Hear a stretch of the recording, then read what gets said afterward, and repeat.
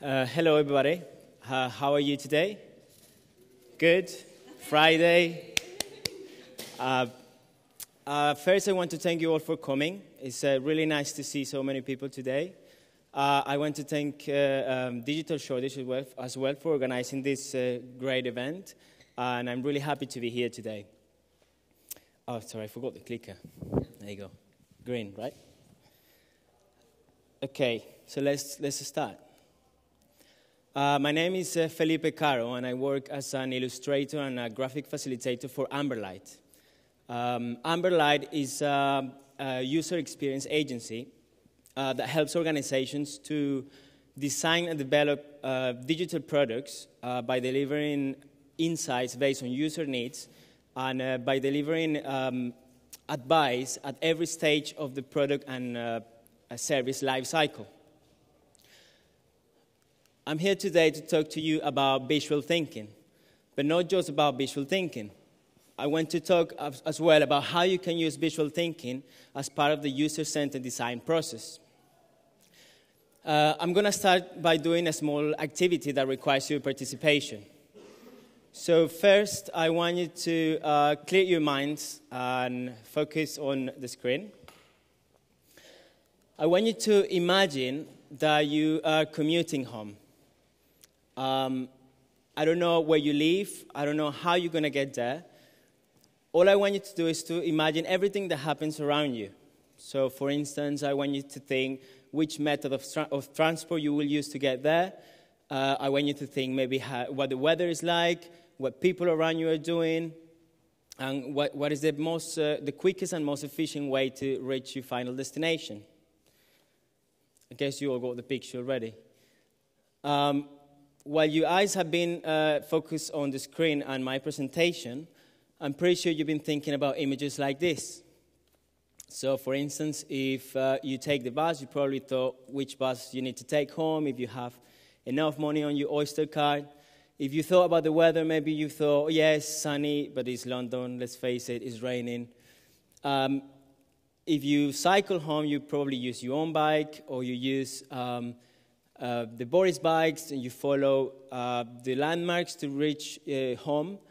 If you are taking the train, you probably think about the tube map and what is the best line and the best way to get home. Or you probably just drive in and following your sat-nav. My point here is that we are all visual beings, with up to 75% of the information we get coming through our eyes. And the other 25% comes through the other senses. All this information that we gather all the time gets stored in our brains as experiences, as emotional experiences and visual experiences. And when we face a new challenge or we confront another new situation, we use this information to process and understand new information. That's why, going back to our example, it was easy to visualize everything that I asked you to visualize because you're familiar with this activity.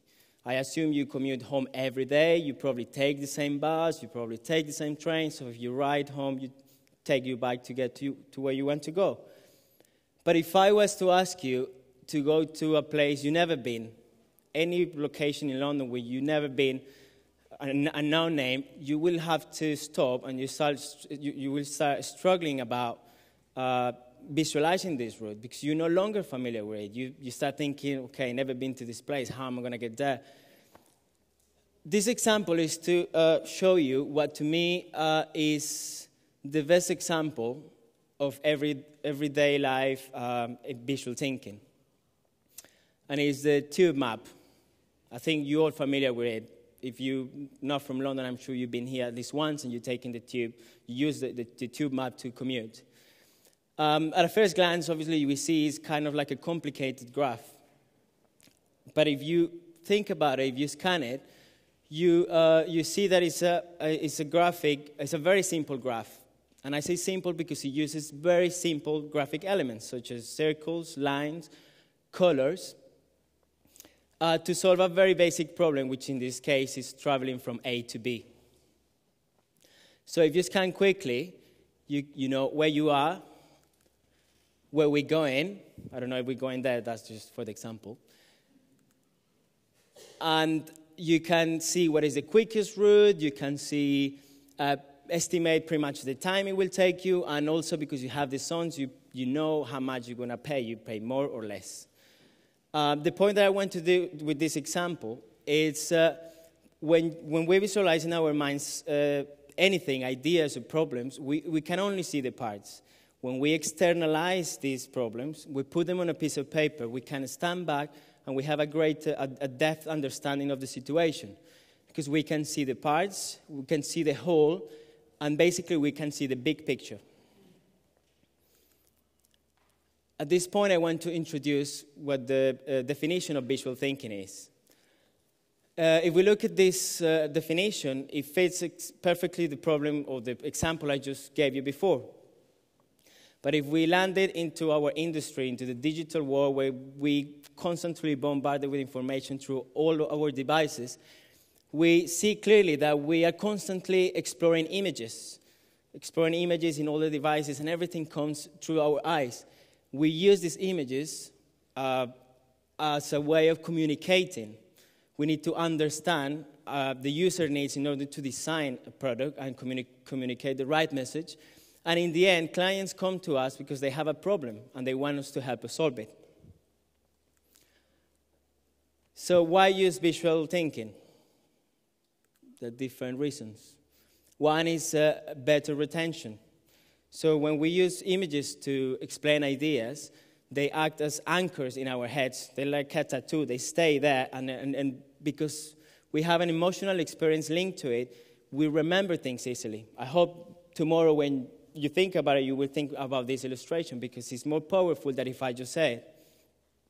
Retention increases 90% when we use visual images. Second one is creative problem solving. This is quite obvious because we're already using an unconventional way of solving a problem. When we put it in front of us, we're capable to see the parts, we can reorganize them until we solve the problem. So we're already being more creative. Deeper understanding. Again, we can stand back, have a view of the big picture, and have a greater understanding of the problem. Share understanding. This is a good one because when we do usability testing or we do workshops, we bring participants and we ask them about a product or an idea, you can see that when we use these visual thinking methods, they're all on the same page because they're capable to see the same thing. So their feedback and participation and collaboration is all to do with the image they have in front of them. This is a good one. This is my favorite because it applies to me. As you see, I'm no English. Maybe you didn't notice because of my accent. But it's my favorite because at Amberlight we do a lot of global research. So we go to other countries and we test the products in other countries. We want to find out what people think in other countries. So to give you an example, we did work for a Korean company where I had to go to Sweden. And I'm a Colombian myself. So you can see how this really helped me to go through the whole 2 languages. Or 3 languages, sorry. Immediate understanding. If you see a picture, you instantly give a feedback on it. You either understand it, don't understand it. If you don't understand it, you fix it, you turn it around, and then you understand it. And it's fun. I like this part because we left this idea of visual thinking is for like kids, or it lacks intellectual content, and it is not. It's just a tool to show these complex processes. When we bring people to our labs, people tend to be a bit nervous, and the answers are not very genuine. They try to reply what you want to hear. All we want to hear from them is the real experiences, how they use the product. If they don't like it, well, they don't like it. But they feel they're being tested, and sometimes they compromise with the answer. But using techniques like this, people get very relaxed, very comfortable. It's a great icebreaker. They feel that they could be more participative, and they are really creating the product. Now I'm going to talk about how using visual thinking and graphic facilitation as part of the user-centered design process. So how does it work? At Amberlight, we have a research team. This research team is normally composed by a senior consultant, a usability consultant. We have a consultant, a research assistant. But also in our team, we have a trained, what we call UX illustrators. So that's me, as you can see. And what we do is help and explain concepts and ideas to the users when we're doing the testing with them, to designers because they want to hear the feedback, and to product teams and stakeholders because ultimately this is where all the communication is happening in the company. Now I'm going to show you how our innovation process works. I simplified to make it very easy to understand and less boring, let's say. So we have the planning stage where we meet the client, we have a briefing session, we throw ideas, and then they tell us what they want to get out of this research, what they want to communicate to the participants, and what is the main objectives. And at this stage, we create initial stimulus material that could be shown to the users. It could be wireframes, it could be, if it's a product that doesn't exist or it's just an idea, we create scenarios where people probably will use this idea. In the research stage, it's where we do a recruitment, we bring people, depending on the target group the client wants, and we ask them questions about the life experiences or questions about or the expectations about a product that is already in the market. It could be a website, it could be an app, it could be anything you imagine. Then we have the analysis stage, which we take forward these findings from the research stage, and we start to get the key points, all the main bits of it. The design stage, we apply all these key points into something more tangible. So we start to think, okay, the user wants that, how do we reflect that through our product? How do we make it more, communicate the message and make it more user-friendly for them? And finally, we have the reporting. The reporting is basically a compilation of the rest of the stages, where we put everything together, we deliver it to the client, so then they can go and put it in action. For the purpose of the next part, I just divided this quickly into before, during, and after. So illustration before a session, or graphic facilitation, you can call it. So in the briefing, the clients, they start to talk about expectations, what they want to communicate to the users, and the illustrator turns this verbal discussion into something visual. So we start to make initial basic wireframes or scenarios that then we can show to the participants in order to get the best feedback from them. We filter this information, we refine the concept, and then we show it to the participants, and the feedback is immediate. That's the best thing we get out of this. We don't have to go back and sit and read all the analysis. We have a real reaction confronted to the visual image they have in front of them. Now, going to during the session, this is when we bring the participants. It could be a focus group, a workshop, an ideation workshop, and the users express their ideas and expectations about the product we have in front of us. So it could be again, it could be an app, it could be any digital product. And in the meantime, the illustrator captures these ideas in visual form in real time. This is sometimes the clients are seeing this from another room, so they have an immediate feedback of what the illustrator is producing based on the feedback given by the users. The benefits of this is that we get good quality visuals, easy to understand, and that are compelling in a very short period of time.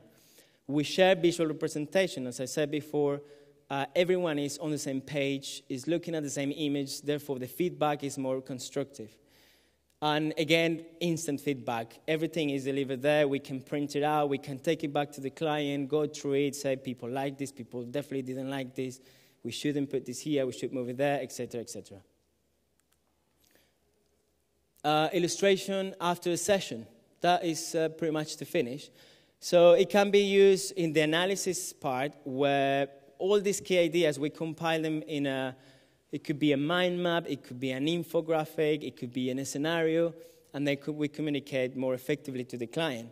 But most importantly, at the time of reporting, nowadays, I don't know if you've seen this from your clients or wherever you work, people don't have much time to read massive reports, and it's quite boring, let's face it, and it's a waste of time, because a lot of the real nice information, when someone sat down there to write million pages about something really important, and then when you give it to the stakeholders, they pass it around, they might they flick through the pages, and then they're missing the real point. By using these visual representations, we can get the juice out of this report and put it together, make it more engaging, easy to digest, and in the end, quite fun to see. Like the common expression says, a picture is worth 1,000 words. Just to wrap up, I want to leave you with this lovely Chinese proverb that really fosters the power of visual thinking. It's tell me and I'll forget, show me, I'll remember, and involve me and I'll understand. Thank you very much. Okay, does anybody have any questions, any critiques, tomatoes to throw to me? Hi. Thanks for that. That's really interesting. It actually comes out from the Chinese proverb, actually, my question. Quite nicely summed up. I have a lot of clients who can't really get an experience until they actually use it in a sort of functional sense, interact with it. How do you get around that? Because it feels like just showing them flats is, show me, I'll remember, not involve me, I'll understand. Do you see what I mean? I mean, in terms of the visual thinking, it's, as I said, like if you show someone something to someone, they will remember easily because it's memorable, right? And by looking at the problem, let's say we bring a participant to our lab, and then we just ask them questions. They're just gonna like linearly reply to them without any real meaning. But if we put in front of them the whole process of what we want to see, they're capable to give us feedback at every stage. And by using visual thinking, it triggers all the memories. So if you see something, it triggers all the memories. Like, I don't know, if you see, when you try something that your mom used to cook, it brings all these emotions. So maybe by using these images, you can bring the emotional bit in the feedback, which is not something you get by showing simply a wireframe. People, as I said, people tend to reply, oh, yes, I want it to be like Facebook, I want it to be like Twitter. It's always I want it to be like something, but they're not giving a real feedback. What about interactive wireframes, though? Sorry? What about a prototype? It could be at every stage. I think prototyping is probably a much later stage. The way we will use it is along with the prototype, we'll do scenarios where we put this prototype in a real situation, like the day on the life of Felipe. And we show that to the user and say, okay, do you think that people will really use this product this way? Or how would you face it in this situation? And they say, no, actually in real life, I wouldn't do that.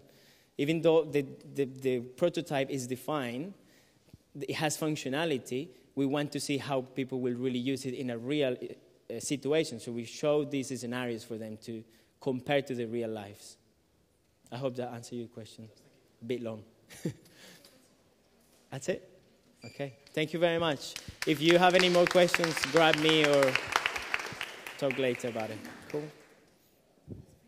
Thank you. Thank you, Felipe. As he said, if anyone does have any more questions,